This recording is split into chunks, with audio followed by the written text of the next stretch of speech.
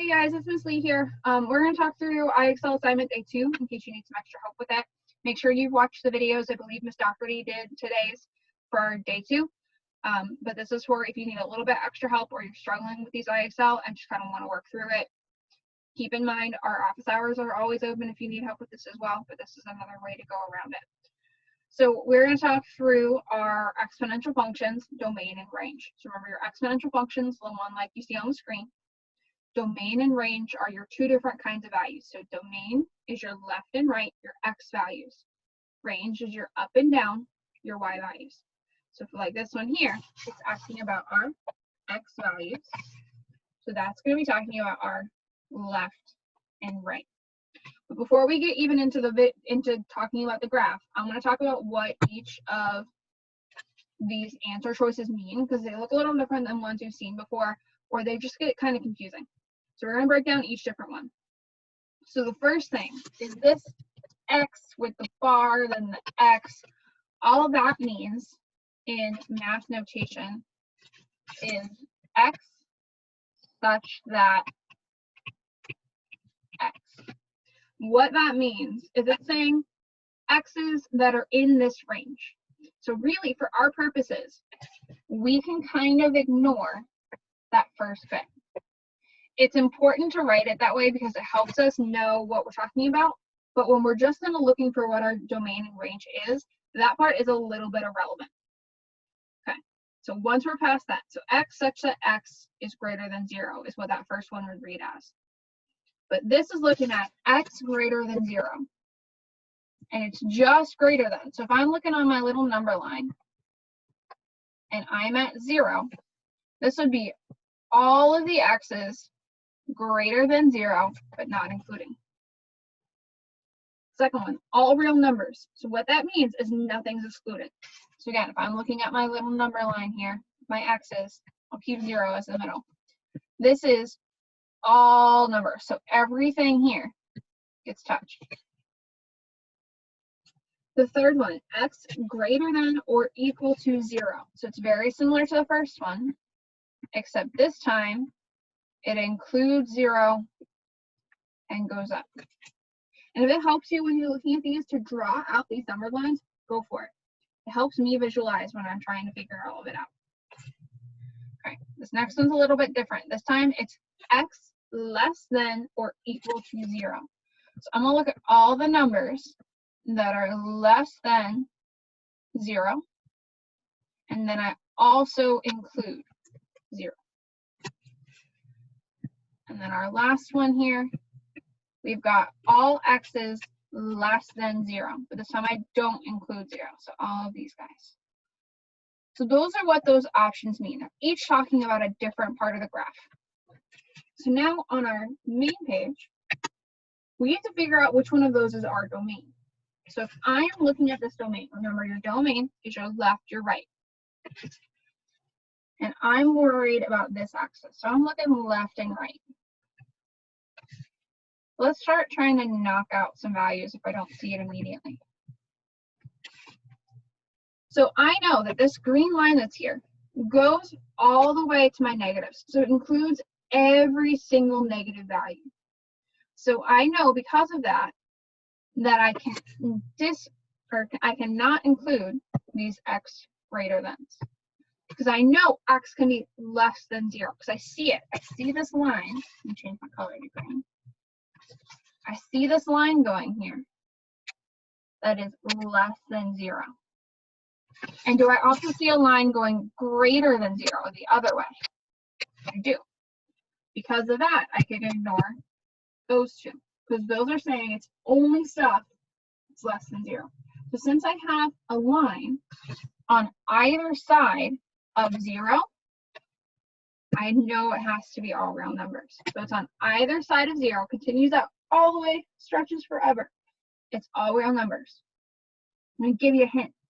For exponential functions, 99.9% of the time, unless they throw in a weird one, which is not normally what we do, their domain is all real numbers. So again, I'm going to say that in case you didn't hear it. 99.9% of the time, your domain is all real numbers. That's just kind of how the exponential function works. The domain is always all real numbers. So if you see domain exponential function, you should check it just to be safe. Make sure you're not on that 0.1%. But most of the time, it's going to be all round numbers. Okay. So the range of your exponential function. So that's the same function again. This time we're going up and down. So again, I want to look at what these things mean, what these terms mean. So we're going to go through each one. This time we don't have a horizontal number line. We have a vertical number line. So if I'm looking at my vertical number line, and this is at 0. Again, we can kind of ignore the y such that thing at the front. It's important, but when we're just looking at what we're looking at, I don't want to worry about it. So the first one says that y is less than 0. So not including, but less than. So it would go just down. The second one says it's less than or equal to 0. So this time it includes 0, but still goes down, down, down forever. All real numbers, if you remember what that one means, it's the same as the domain. I'm at 0, but I go both directions. Goes all the way up and all the way down. So the fourth one, y is greater than or equal to 0. So I'm going to include 0, and greater than means I go up. And the last one, y just greater than 0. So I don't include 0, but I'm still going to go up. So those are what our numbers should look like. So if I don't cross that 0 line, it's going to be one of those two. So if I'm not in the negatives, it's going to be one of those two. If I'm not in the positives, it's going to be one of those two. If I'm everywhere, if I'm all the way up, all the way down, it's going to be that all real numbers. So let's take a look at our graph that we're looking at. Look.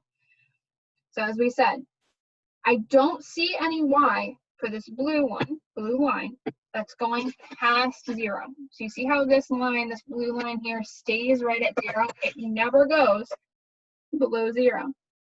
So that means I can take out those two. Those two were saying, and all real numbers actually, those are saying that y would be just less than 0, but I know it's not less than 0. Okay, now this is the funky part. It looks like it touches the line y equals 0, that x-axis. But one of the funky things about exponential functions is it does not touch that axis. Those are called asymptotes. So think of like if this is my line and this is my function. It's going to get forever and ever closer, closer, closer, closer, closer, but never touch it. That's one of the functions, or one of the properties of exponential functions. So I can almost always throw out the equals to, which leaves me with y greater than 0. I'm going to show you another hint with this.